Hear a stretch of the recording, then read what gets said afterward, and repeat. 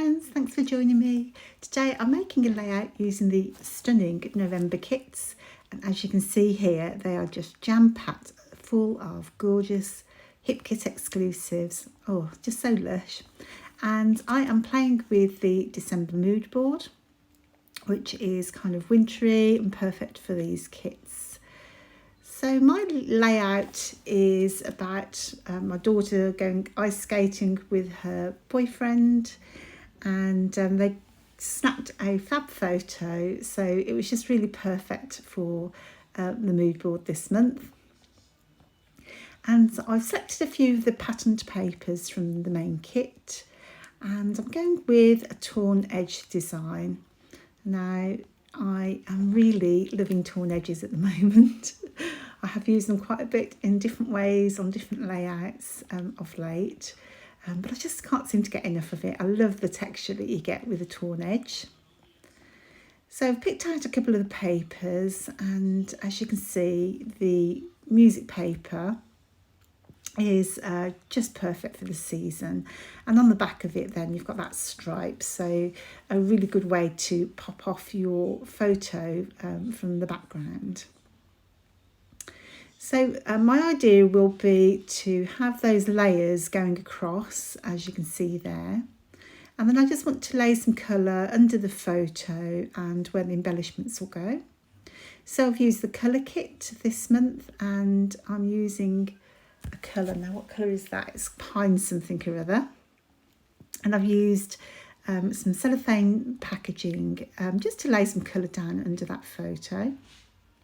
And it's actually a lovely green, so I do find sometimes green is hard to come by, isn't it? A nice colour.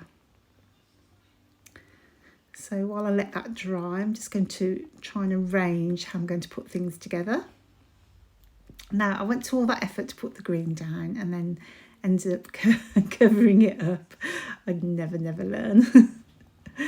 So I think my tactic should be in future is to put the colour on afterwards, because I can do the nicest bit of colouring and mixed media work underneath and then misposition things and just cover the whole thing up as I've done today. So I just wanted another layer under that torn edge. So I am being a little cavalier here and just picking out some more paper just to tuck underneath, and then I'll trim off the edges and it'll look like it's always been there. So I had to let that dry, and I have now stuck my papers together, and I wanted to put some stenciling down onto the white cardstock. And in the colour kit this month you've got 3 stencils, and they are all absolutely gorgeous. So I'm going with the star one, and I'm using the Nouveau paste, which is in the colour kit this month as well. And that will take some time to dry. So if you've not used Nouveau paste before, it's a really soft paste, very sparkly and pretty. And but it just does take a little time to dry because it is very soft and pliable. Really easy to use though. And it's a really fun thing to have in your kit, because you can, tap it onto the edges of leaves and add a little sparkly touch really easily. So while that's drying off, I'm going to make the cluster around the photo. So as you can see here, I'm just positioning it over the pattern paper to give me an idea of where I need to raise pieces up, because where that torn edge is a little bit higher than the background. So what I did previously then is just kind of raise up my photo onto some scrappy chipboard. And then I'm going to arrange all my tags and bits and pieces to the right hand side of my photo. So I will build all this up as a cluster, and then I'll stick it down afterwards. And it's only because I'm waiting for the texture paste to dry. So I am lucky enough to get all the kits. I'm just so lucky. And in those kits you will see the die cuts let me just check where they're from. Those, the ones with the little house and so on, is from the main kit. Let's put my glasses back on so I can see what I'm doing. So yes, they're the main kit, and I think I might have used some tags out of the same kit, or the Pocket Life kit. You know, I've been to sleep since I made the layout, so naturally I've forgotten. And I'm loving how that has turned out. I think I found in the embellishment kit this little, oh, do you know, menopause is a terrible thing. I found the mistletoe, which is perfect for my daughter and her boyfriend, who are very much in love at the moment. Bless them. Now, I don't know if you can see there, but I've got an injury on my finger. Oh, goodness me. I cut my hand the day I made this layout. And it was a really nasty cut, actually. It wasn't painful, but I did manage to get blood all over the place when I cut it, not realising. And then I thought it had closed up, and then I've managed to get blood onto the background of my paper, so how embarrassing. I've wiped it off, of course, but I've also managed to create a feature on my background where you can see I've rubbed it off with a wet wipe. I've also rubbed away some of the paper and the colour. So we are going to fix that with some stars. So this is a new feature on my layout. So when things go wrong, we have to adapt, don't we? And this is my adaptation. So actually, it's a happy accident, shall we say. I'm going to use the stars from the embellishment kit. My background's now dry. And I covered up all the mixed media, so I'm going to create some leaves. And because I covered up my mixed media initially, I'm going to put some onto white card. So just a scrap of white card. And I'm using some various shades of green. And I've just used some inks, any inks you've got to hand. The shimmers that came in the colour kit.